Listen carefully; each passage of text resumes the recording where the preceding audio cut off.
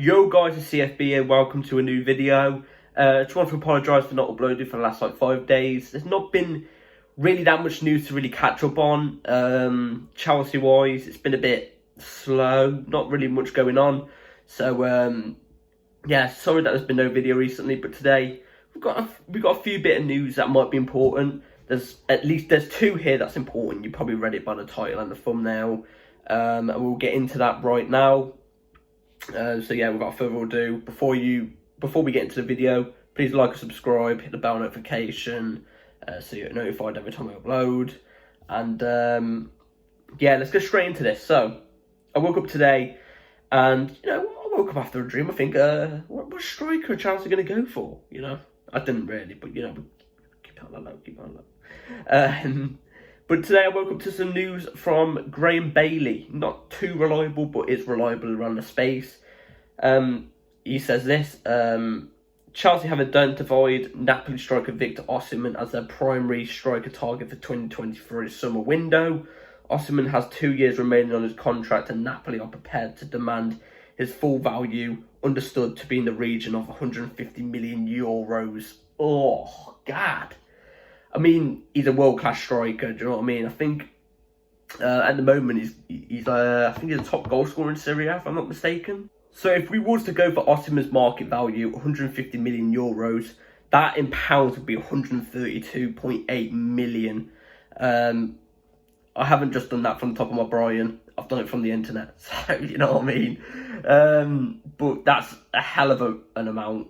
But if my laptop is actually going to work. It's worked. I don't know what's going on with my brain today. But this season in the league, in Serie A, he's played 17 games, got 16 goals, 3 assists.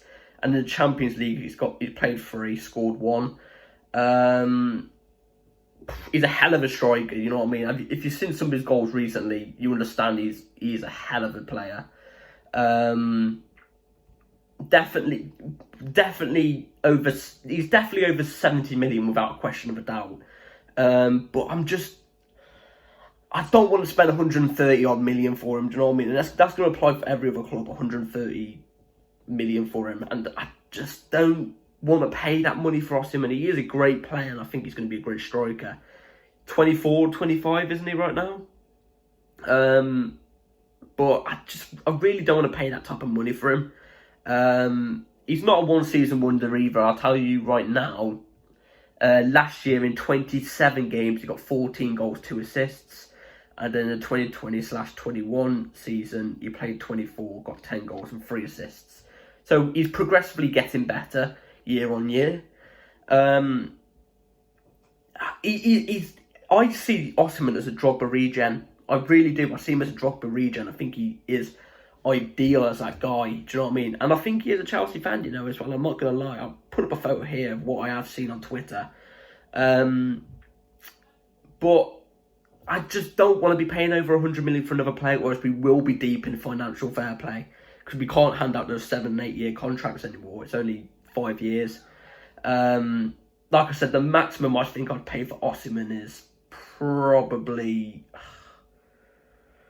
90 million because of all the money we've spent already. That's the maximum. And I really want us to focus on Datro Fofana. I think there's a great player in Datro Fofana there. And I think he's like 4 years younger than Datro. No, 4 years older than Datro Fofana as well. Datro's 20, turning 21 or something like that. And I think there's a really, really, really good player in Datro. Again, I see him being another Drogba. He's Ivorian as well. Do you know what I mean? My only concern about Datro is he's quite small. Do you know what I mean? He's 5'11", I think, 5'11". But I mean, at the same time, I think to myself, look at Aguero. I mean, one of the Premier League great strikers, isn't he? And he's only like 5'10". Vardy, he's 5'11", not even 6 foot. And again, he bangs him in all the time. So I guess, you know what I mean. But for me, I've always looked at strikers to be tall, strong presence in the box. You know what I mean? Like your Drogbas, your Costas. You know what I mean? But I've got full faith in Datro. He's going to be a great player. But let me know what you think about Osimhen. Would you spend that money on him? Not for me, but I think he's a brilliant player, and I think he's going to be great. So now moving on to, actually we'll leave that till last. I'll quickly put this into the video. Kovacic is back in training, right, as you can see here. And also, another great bit of news.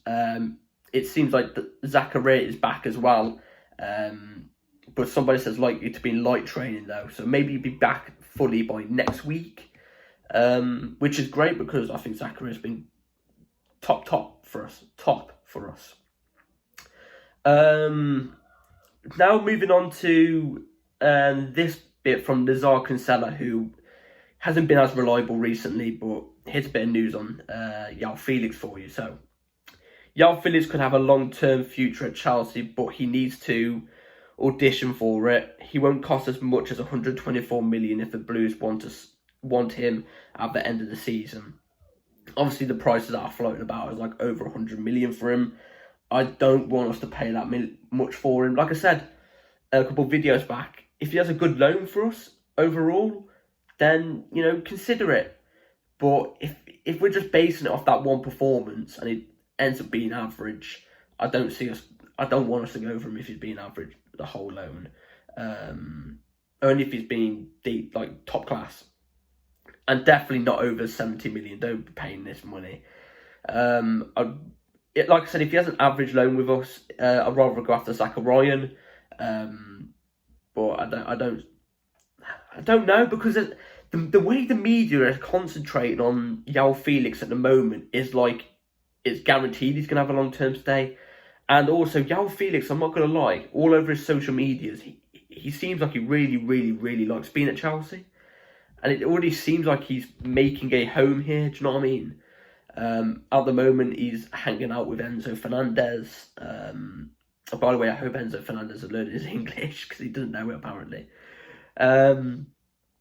But, yeah, I'm still sceptical on João Felix. If you know my views on him, I thought he was overrated at the start, but, you know.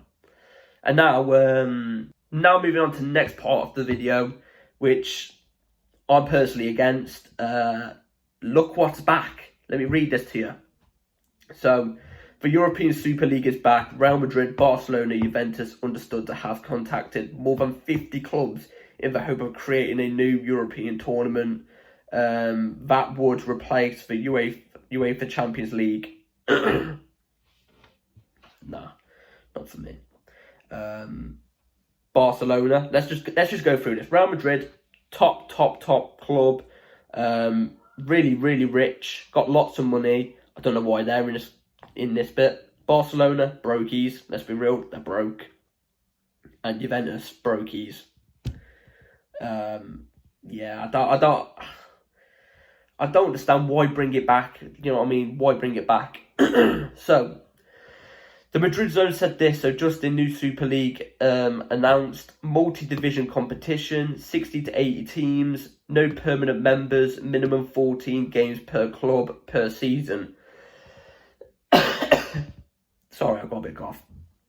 So let's run through some multi-division competition. So it's going to be more than one division. So you're going to have like a Division 3, a Division 2, a Division 1. And that moves on to the next point. So 60 to 80 teams. So I don't know, one division might have, I don't know, 18 teams. The next division might have another 18, I don't know, or 20. Do you know what I mean? Just like the Premier League do, you know what I mean? You've got League One, who has for like 24 teams. Championship's got 24. Premier League with 18. Do you know what I mean? I think that's what it is going to be. No permanent members. So like when they created the Super League first, it was like just one league with the best teams, not 60 to 80 teams. It was like, I think it was like 16 teams. You play a season. So no Premier League. We would have got rid of the Premier League, so you played a season. And there was no relegation, whereas in this one, there is a relegation, it seems. No team is safe. If you're in the bottom half, you're in the bottom half, you go. And then that moved me on to the next part, minimum 14 games per club per season. So, so it looks like we're taking out the Champions League and replacing it with this Super League. So it's 14 games a season, so spread over 10 months or whatever, however long a season is. And whoever comes up with the most points wins the league. gets promoted, whoever has the less points gets relegated, so on and so on. Now, me personally, I'm just against it.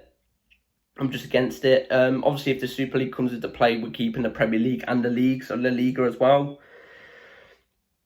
I'm just against it, really. I hope Chelsea don't go in for it. I don't blame them if they do, if every other club goes in for it. If literally every club goes in for it, Chelsea are going to go in for it anyways, you know what I mean? It's going to be there. They're doing this for the money. That's why the Super League is here. It's doing it for the money. But I'd much rather keep the Premier League and the Champions League, personally. You know what I mean? It's more prestige. Been here since the start. I'm totally against this still. But it is improved. It is better than the last one by quite a bit. But I'm still 100% against it. Let me know what you think if you're against it as well. So yeah, that's it for today's video.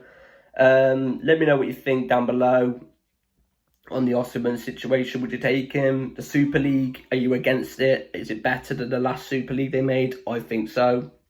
Let me know if you think this one's going to go ahead as well. I generally think this might go ahead, and Champions League will be scrapped, and Europa League and Conference League will be scrapped. It's just a money grab, really. But yeah, let me know what you think down below. Like, subscribe, hit the bell notification, share the video, and yeah, I'll be back with a video tomorrow. So yeah, catch you all in a bit.